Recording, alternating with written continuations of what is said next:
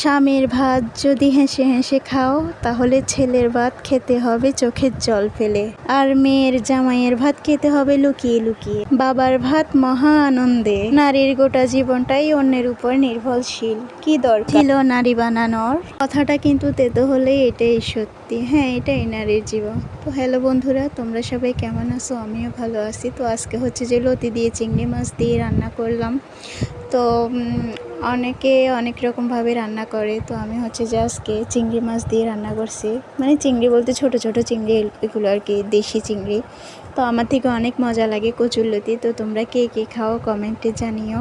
আর ভিডিওটা যদি ভালো লেগে থাকে সাবস্ক্রাইব করে দিও।